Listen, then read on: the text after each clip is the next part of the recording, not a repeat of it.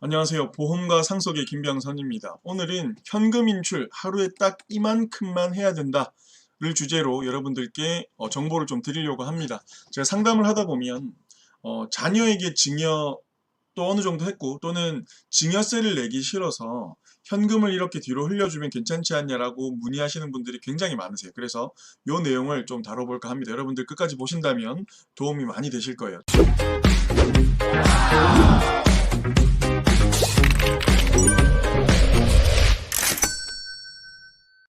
오늘 이야기 나눌 가장 핵심적인 내용이 이겁니다. 고액현금 거래 보고제도. 고액현금을 거래하면 자동으로 보고되는 제도입니다. 네이버에 검색하면 나오고요. 요약된 내용을 보면 동일 금융기관에서 하루에 1,000만 원 이상의 현금을 지급 또는 영수할 경우 그 거래 내용이 금융정보분석원에 자동으로 보고되는 제도이다 라고 어렵게 밑에 또 풀어서 이렇게 써놨습니다. 이 내용을 간략하게 네 줄로 한번 요약해 드릴게요. 쉽게. 자, 첫 번째, 동일한 날, 그쵸, 같은 날, 하루입니다. 하루에 동일한 금융기관에서 같은 은행이라고 생각하시면 돼요. 그리고 1,000만 원 이상의 현금을 네 번째, 입금 또는 출금할 경우, 이 경우에 IFU, 금융정보분석원에 자동으로 은행에서 보고되게 되는 겁니다. 같은 날에 국민은행에서 그쵸? 1,000만 원 이상의 현금을 입금 또는 출금할 경우에 자동으로 보고가 됩니다. 그쵸? 이렇게 되는 거죠. 은행이 금융정보분석원에 자동으로 보고가 되고요. 그럼 금융정보분석원에서는 이 내용을 기록하고 있는 거죠. 가지고 있는 겁니다. 그리고 이 내용이 국세청으로 자동으로 가진 않아요. 근데 금융정보분석원에서 이 내용을 종합하고 있다가 탈세에 의심이 되면 국세청에 보고할 수 있어요. 또는 국세청이 이 사람 탈세에 의심이 있는데 야 국민은행, 야 우리은행 얘 계좌 정보 좀 줘봐. 이렇게 역으로 요청할 수도 있는 겁니다. 어쨌든 중요한 거는 이 조건, 엔드 조건으로 이 네 가지가 충족되면 자동으로 금융정보분석원에 내 거래 내역이 한 건이라도 있으면 바로바로 보고된다. 요거는 여러분들이 알고 계시면 돼요. 이해가시죠? 그 내용이 이제 금융정보분석원으로 가면 아까 말씀드린 것처럼 조사 대상이 될 수가 있는 거죠. 그러면 내 개인정보를 국세청에서 열람을 하는 거잖아요. 그러면 이렇게 고액 현금거래 정보의 제공 사실 동의 통보서 해가지고 국세청에서 열어봤다라고 이렇게 통보서가 옵니다. 자, 그러면 이제 세무조사 받을 준비를 하면 되는 거죠. 실제로 이 금융정보분석원은 정보 활용을 세무조사에 활용한 실적이 해마다 이렇게 가파르게 올라가고 있습니다. 지금 우리나라 같은 경우에는 IT가 너무 잘 돼 있고 선진화돼 있고 인공지능도 굉장히 빠르게 발전하고 있기 때문에 앞으로 더더욱 보완되어질 시스템이기 때문에 이런 쪽으로는 빠져나가기 굉장히 힘들다라고 보시면 돼요. 자, 그러면 돌아가서 자, 요게 지금 이런 게 조금 완화되지 않을까? 뭐 이런 생각을 할 수도 있어요. 근데 우리나라도 세계 역사상 유례없는 고령화 국가로 나아가고 있고 유럽도 그렇지만 굉장히 많은 고령화 국가들이 복지사회를 지향을 하고 있어요. 그래서 굉장히 많은 세금을 걷고 있고요. 당연히 정부에서는 세수 확보에 혈안이 될 수밖에 없어요. 그 상태에서 이런 것들은 점점 강화될 수밖에 없는 근거가 뭐냐면 우리나라에서 실제로 우리나라도 2006년도에는 5천만 원 이상이 보고가 됐어요. 그러던 것이 2년 뒤에 2008년에는 3천만 원으로 더 빡세진 거죠. 3천만 원 이상이면 다 보고가 되고요. 2010년에는 2천만 원으로 또 내려왔습니다. 안 좋아진 거죠. 그리고 이게 2019년이죠. 19년 7월 1일 날에는 1천만 원으로 내려온 거예요. 자, 그러면 더 빡세질 가능성도 있습니다. 앞으로. 어쨌든 지금은 1천만 원 이상은 보고가 된다. 요 조건을 모두 충족했을 때 요거를 여러분들 헷갈릴 수가 있으니까 제가 조금 더 쉽게 설명을 드릴게요. 예를 들어 볼게요. 자, 첫 번째, 동일한 날, 같은 날 A은행, 국민은행에서 오전에 800만 원을 출금을 했어요. 그리고 오후에 800만 원을 또 출금을 했어요. 이거는 금융정보분석원에 보고가 됩니다. 하루에 동일한 날 같은 금융기관에서 1,000만 원 이상을 출금했기 때문에 입금해도 마찬가지입니다. 자, 두 번째입니다. 같은 날 A은행에서 800만 원을 출금을 하고요. B은행에서 800만 원을 출금을 했어요. 또는 입금을 했어요. 이거는 보고가 되지 않습니다. 왜 안 되죠?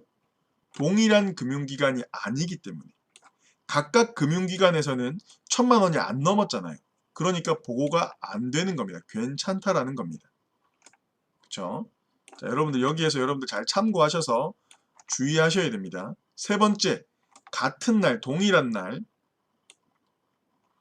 국민은행에서 800만 원을 입금을 하고요.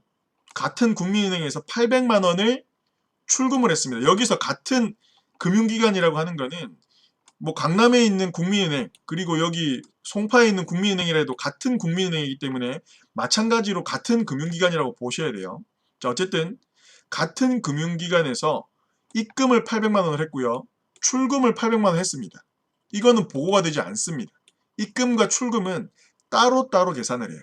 둘 다 1,000만 원이 각각 안 넘었기 때문에 보고가 되지 않는 겁니다. 둘 다 입금이었다면 합산해서 1,600이니까 보고를 했어야겠죠. 아시겠죠? 자, 네 번째, 동일한 날, 같은 은행 ATM기에서 800만 원을 입금을 했고요. 또는 출금을 했고요.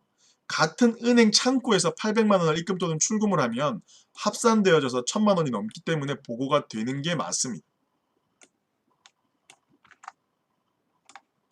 자, 다섯 번째, 같은 날 1,000만 원 이상의 수표를 입금하거나 출금을 하면 보고가 안 됩니다.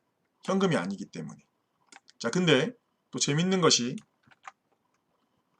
이렇게 같은 날 1,000만 원 이상의 수표를 현금으로 교환하면 요건 또 보고가 됩니다. 아시겠죠? 주의하셔야 됩니다. 자, 그리고 동일한 날 A씨가 국민은행 창구에서 1,000만 원 이상의 현금을 신한은행으로 계좌이체하는 것도 보고됩니다. 이거 1,000만 원 넘었기 때문에 이미 같은 기관에서 아시겠죠? 자, 그리고 여기서 창구에서 현금을 넣었기 때문에 그런 거예요. 반대로 A씨가 B씨에게 1,000만 원 이상을 계좌이체한 경우에는 괜찮습니다. 현금을 찾은 게 아니잖아요. 그렇죠? 자, 그래서 괜찮은 거예요. 자, 이렇게 해서 8가지에 요거 말고도 더 헷갈리는 경우가 있겠지만 일단 저도 8가지 정도를 추려서 여러분들에게 설명을 한번 드려봤습니다. 그러면 여러분들 이런 생각 드실 거예요. 여기에 해당이 되지 않게 예를 들어서 990만 원, 900만 원 정도를 동일한 날이 아니라 매일 같은 국민은행에 입금을 하면 어떻게 될까요? 자, 그러면 여기에서 세 번째 조건이 그리고 첫 번째 조건도 안 맞죠?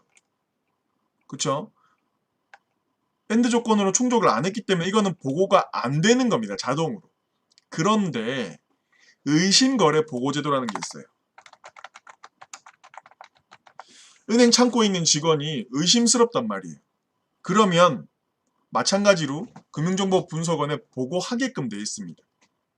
그럼 그 직원이 이거 보고 안 할 수도 있지 않냐? 안 할 수도 있죠. 근데 의심되는 거래를 보고 안 하면 해당 직원도 문제가 생길 수가 있어요. 징계를 받을 수가 있는 겁니다. 그래서 그 은행원들도 그런 조금 이상한 게 꾸준히 그런 이상한 것들이 있는 사람이라면 금융정보분석원에 보고를 하는 겁니다.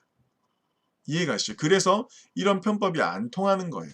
그러니까 여러분들 이런 것들을 생각을 할 때 잘 생각을 하셔서 하셔야 돼요. 만약에 이런 게 있어요.